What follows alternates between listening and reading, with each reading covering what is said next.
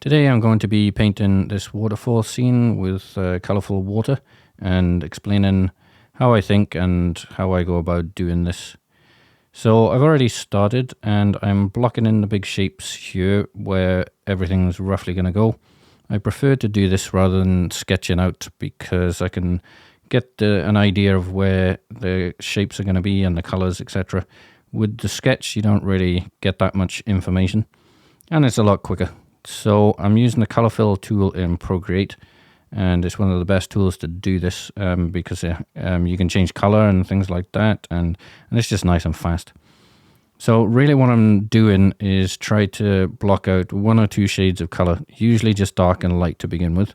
So I'm on the cliffs here, and I don't really follow the reference to a great degree. I'm just trying to make sure it's got enough information that it's not too boring.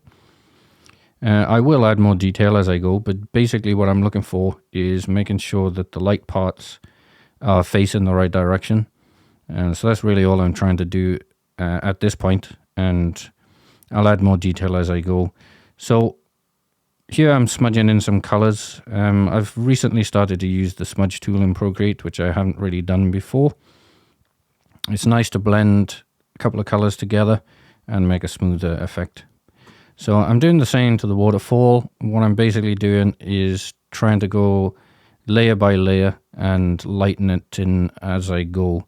You want to do this, especially on water and waterfalls, very slowly. So you don't want to just jump from dark to light, because the water has many layers to it, and because it's see-through, translucent, the colors are more deeper as they come forward.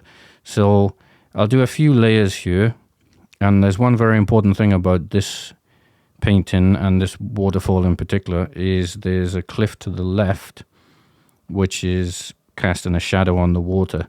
So that's very important that you get the shadow there, and how you do that is you make the shadow part of the water just blue, basically. I know it sounds easier than it is, but if you get the shadow right there, it'll look a lot more real than if you don't. So I'll probably fiddle about with that a few times, and you can see I'm changing how dark the cliffs are there because it wasn't quite right. And I'm adding some colors into the rocks. You want to be careful that you have enough color, but it doesn't go too far off grayish. So I've got some grayish blues, and I got some grayish type yellow orangey things, and then I blend them in so the colors don't stand out too much. But as you can see, I'm not that careful, and now I'm trying to add some detail to the trees and shrubbery and vegetation. I'm not very careful. It's in the background, so I don't really want too much detail there. And because the further back you go, the less detail you're going to see in real life. When we use reference photos, they always have too much detail. So you want to be careful not to copy all of that, unless you want, ultra realistic paintings. You don't need to go crazy with the detail in the back. So what I try to do here is just try and make sure there's enough detail that it's not too basic. So I'm onto the rock, and I'm doing basically the same thing here. I have the darkest, the lights, and I try to get the highlights coming from the sun in the right place. So it's quite obvious where the sun's coming from on that rock. It's coming from the top left and shining down. So one thing you want to make sure that your shadows have detail in them. For many years I didn't do this, and I always wondered what was going on. Why do my shadows look so weird? And it's because the shadows, even though they're dark, they're not one color. So they got as much detail as the highlights, but it's just a bit more subtle. So just make sure it's not all one color, and it'll look a lot better.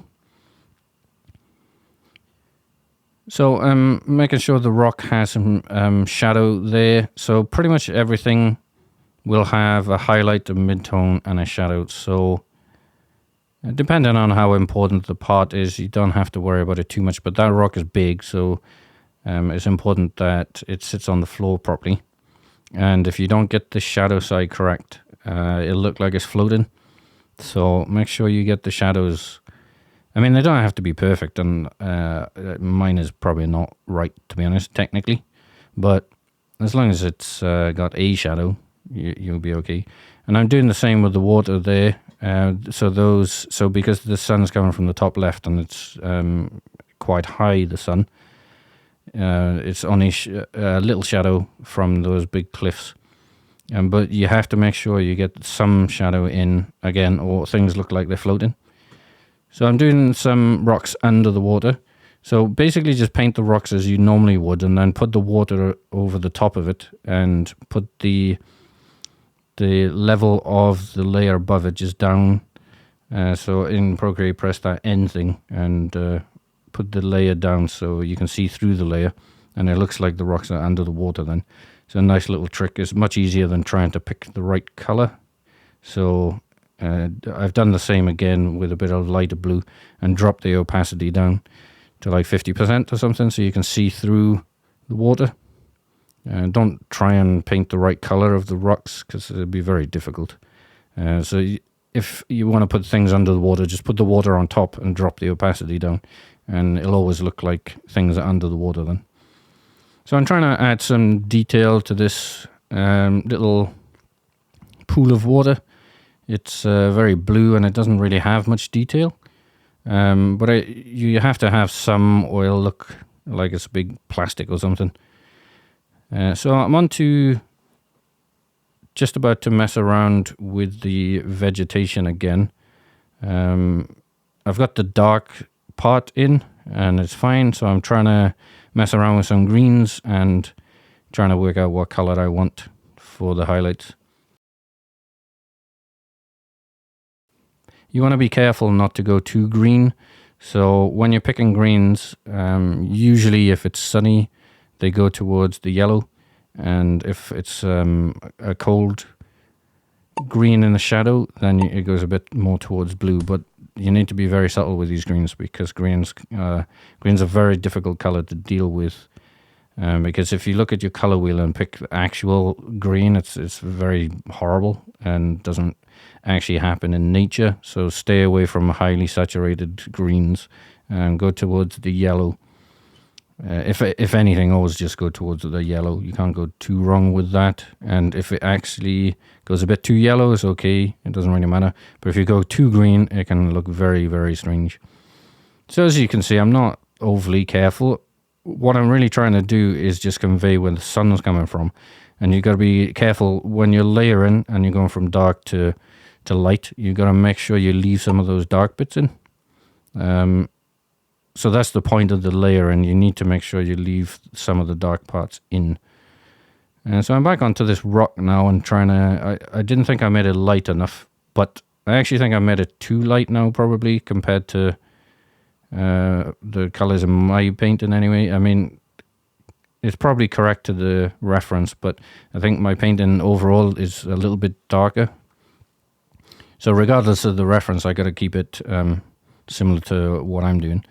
And when you paint rocks and they're next to water, it's always a good idea to take some of that water and put it on the shadow side and blur it in, so you get some of the nice water reflections onto the shadow side. It does happen, especially if the rock is wet, which, given what it is, it could well be.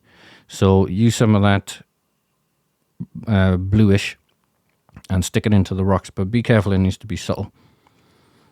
So I'm coming to the end. So I go back to that rock, and I didn't like how highlighted it was, so I drop it down a bit.